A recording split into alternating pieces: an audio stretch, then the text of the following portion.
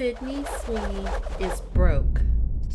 Well, she's living beyond her means, which these days it's essentially the same thing. The middle class as we know it is disappearing and being replaced by a thin red line that separates the poor from the rich. Becoming an overnight success can catapult you into the 1% just as quickly as a bad stock investment can put you on the brink of poverty. Just last week, Sydney Sweeney made an eye-opening confession about the woes of money. Hollywood money, that is. The 24-year-old double Emmy nominated actress, yes, you heard right, double Emmy nominated actress, was interviewed by The Hollywood Reporter. Before I read the article, I had mixed feelings about Sydney's comments about her financial woes. I was straddling the wobbly fence trying to decide if I should feel compassion for her or if I should hop on the bandwagon, play the world's tiniest violin, and tell her to get over herself. I chose the former. Here's why. The article creates a tasteful narrative that smoothly eases you into Sydney's shoes. For the first time, you're able to see her as a person and not a character. Initially, I had created my own assumptions solely from the headlines making their rounds on the internet. But after reading the interview, I was able to acknowledge the context in which she revealed it. When stories and quotes make the headlines, they're usually always for entertainment purposes and almost never in concern for the person's actual well-being. They take the most shocking statements and reduce the entirety of the article to that one declaration. And because of this practice, unfortunately for Sydney, people have deemed her as just another privileged actress crying about the money she's not making. The article began with an introduction to Sydney's new reality and the consequences of fame that nobody sees. Her unforgiving schedule contributed to her recurring panic attacks and episodes of anxiety. I was losing my shit. While she felt a huge amount of pressure to push her career to its highest limits, she often felt the pressure of being able to lose it all at any moment. And given her backstory, I don't think failure is an option. Sydney comes from a small town near Spokane, Washington State. She had a fairly wholesome and modest upbringing that allowed her to commit herself to her studies and even become her high school's valedictorian. Sounds a lot different from her character Cassie on Euphoria, huh? Yeah, I said the same thing. Sydney never really partied or rebelled against her parents who were strict. The most she had done was snuck episodes of The Secret Life of the American Teenager. Her choice of drink is water, and she's never even tried coffee. It wasn't until the age of 13 that Sydney's family agreed to sell their home and move to Los Angeles to facilitate her acting career. Sydney resumed auditioning and took really projects for little pay, sometimes even $100 a day. Bruh. She hoped it would keep her parents' faith, but the relocation, depleted savings, and the disapproval of their life moves from their friends and family back home ultimately put a strain on her parents' relationship, and this led to their divorce.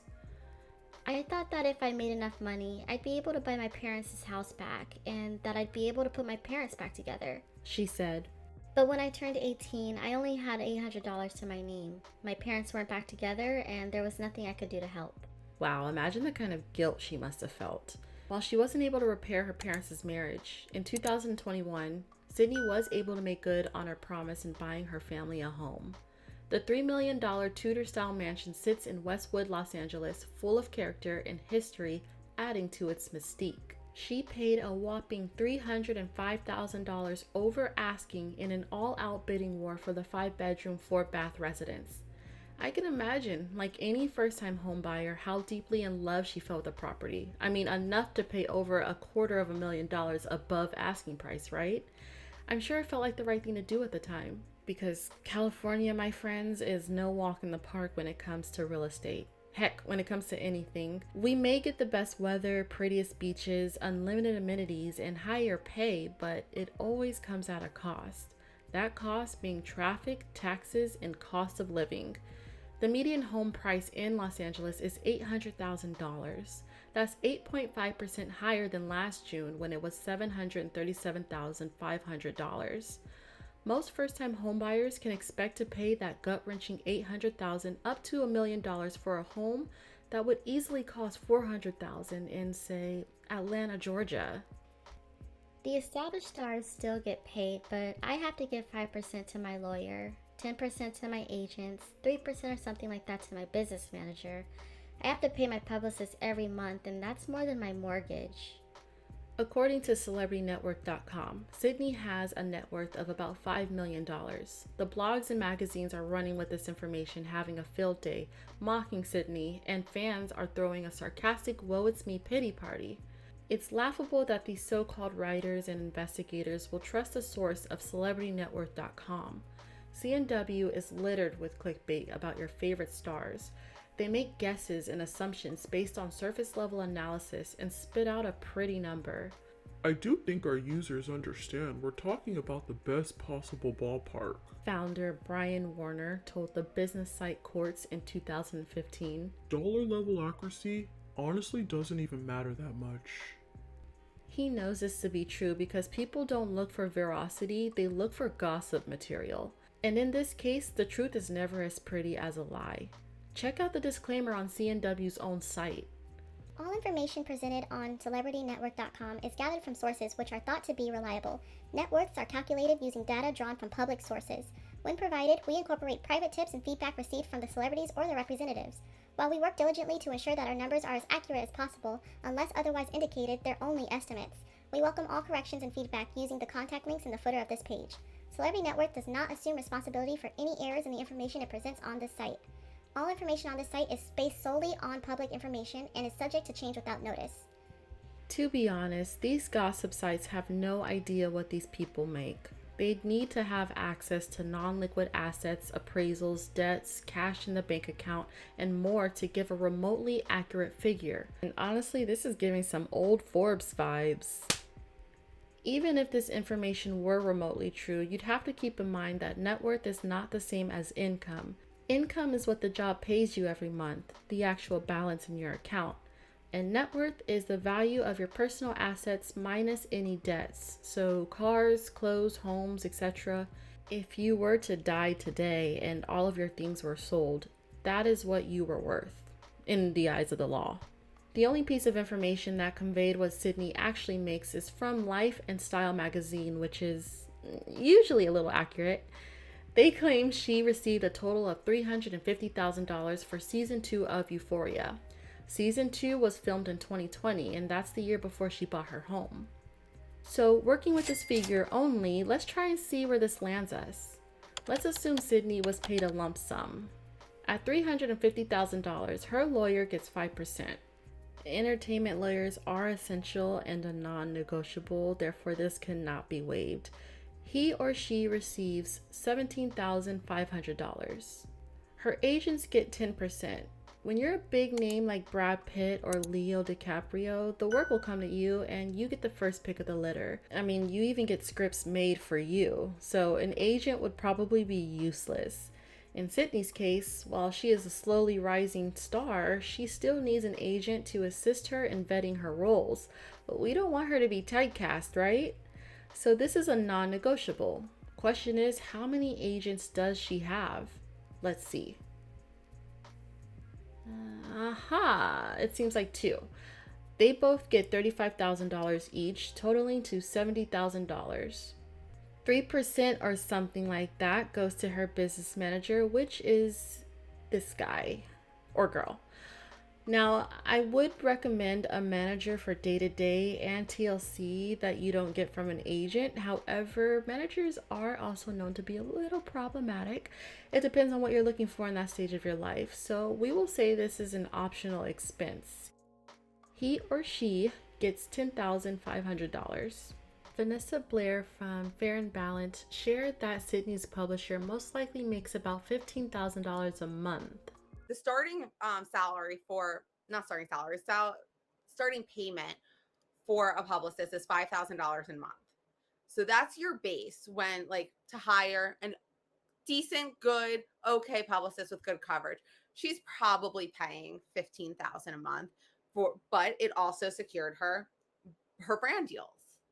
Because of this information and how it secures Sydney for brand image deals, I see this as a non-negotiable expense.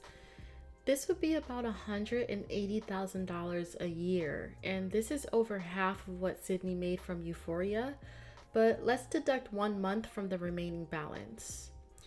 If she paid $3 million for her home, then on a 4.5% interest rate for about 15 years, assuming she had a 20% down payment, she would be paying about $22,000 a month. That's about $264,000 a year. The home was built in 1933, so it's possible she had to do some renovations, which never come cheap.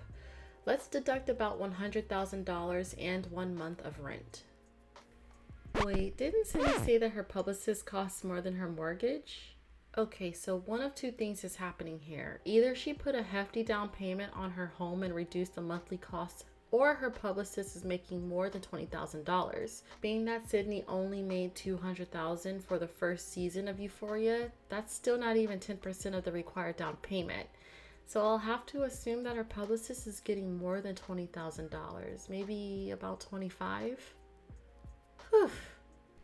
To recalculate, the remaining balance should now be out about $105,000. The article was quick to point out that in addition to those expenses, styling, tailoring, hair, makeup, and travel aren't always covered by a network.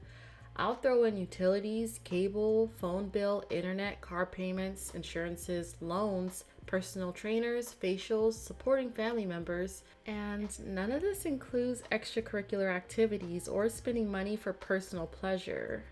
But let's take out another 30 grand. You see how quickly this adds up? I haven't even taken out taxes yet. On the low end, taxes on a $300,000 check would equate to about $88,000. That leaves us with negative $13,000. It's no wonder why she says she has no money to buy a gate. If I had just acted, I wouldn't be able to afford my life in LA. I take deals because I have to. This statement makes total sense now. She has crossed over into partnering with brands like Parade, Miu Miu, and Armani Beauty. People called Sydney Sweeney tone deaf for airing out her frustrations. I can definitely understand why, because many of us could make life worth with even $50,000. I think the point of this is to highlight the inflation of costs when you enter into a lifestyle that mirrors your actual work. Celebrities are pressured to live a certain way and look a certain way to appease the masses. Now, don't get me wrong, I'm not comparing apples to oranges, because at the end of the day, they have it better than 80% of the world. But I like to bring insight as to why people say the things they say. With money at the forefront of everybody's minds, and at a time where being in your bag is a flex, I thought it was very interesting for Sydney to be so candid and to reveal this much vulnerability. If I wanted to take a 6-month break, I don't have the income to cover that, she says. I don't have someone supporting me. I don't have anyone I can turn to pay my bills or to call for help. They don't pay actors like they used to, and with streamers, you no longer get residuals. That last statement stood out the most to me because she's not the first artist to make such a claim. It's true, the pay and entertainment all around is not the same. I think in great part, it's due to social media influencers. Influencers are the next muse. It's no mistake that you see them merging into Hollywood circles, hanging out at the Met, and being invited to the Oscars. Now the celebrities we knew and grew up with are trying to be YouTubers and podcasters. I'll never forget the video when Jada was filming Will and he was irritated at the fact that she started filming him without warning. You know, Steph Carell is coming to the table. She's going to be at the red table. Would you say she has been instrumental in you and I redefining our relationship? I would say don't just start filming me without asking me. Oh my goodness. My social media presence is my bread and butter, okay? So you can't just use me for social media and not, don't just start rolling. I'm standing in my house. Don't just start rolling. Did you catch that? He said that social media is his bread and butter. Now, he typically earns $20 to $30 million per film. And as you saw how quickly Sydney's money diminished, we can only imagine what Will's obligations look like. So take YouTube, where he has amassed 9 million subscribers, earning millions of views for his earlier videos. Will easily makes hundreds of thousands per month on his YouTube alone. As you can imagine, he gets a bigger piece of that pie because there are less people having to pull strings on his behalf. So for him to say that social media is his bread and butter, I think that speaks volumes and lends credibility to Sydney's statements about actors not getting paid what they used to. I mean, if they did, Will Smith, the biggest of them all, wouldn't be on YouTube, would he? At the age of 24 and rising to stardom, I'm sure it's difficult to navigate such a rewarding yet cursing career path. Outside of her agent, Sydney doesn't have anyone to commiserate with. I'm a very open person, She says, I love to talk about everything. this statement gave me a little more understanding as to why she spoke so freely of her financial status. As stated before, it garnished very little sympathy as people pick and choose whom to lend their compassion to. But it didn't fall on deaf ears. I enjoyed the read and understood where she came from. It only confirmed my long-time suspicion, which was that celebrities aren't as rich as we assume them to be. Their lifestyle is usually on loan and it has to be paid back. If I could offer Sydney some low-level advice, it would be to gain control of your finances. With your leftover brand deal money, hire a financial advisor who would stop you from making $3 million purchases before you've even made $1 million. You should sell that home and buy a condo for the time being. Catch up on your bills, ditch the unnecessary expenses, and try doing some stuff yourself. If you all get a chance, I'd recommend taking a look at the article in its entirety. Sydney talks about her journey through Hollywood, her wish of becoming a young mom, and all the upcoming projects she has, including Madam Web. Now that should definitely bring her out of her deficit. Thank you all so much for watching. Please leave a like and drop a comment about what you think about this entire situation. God bless.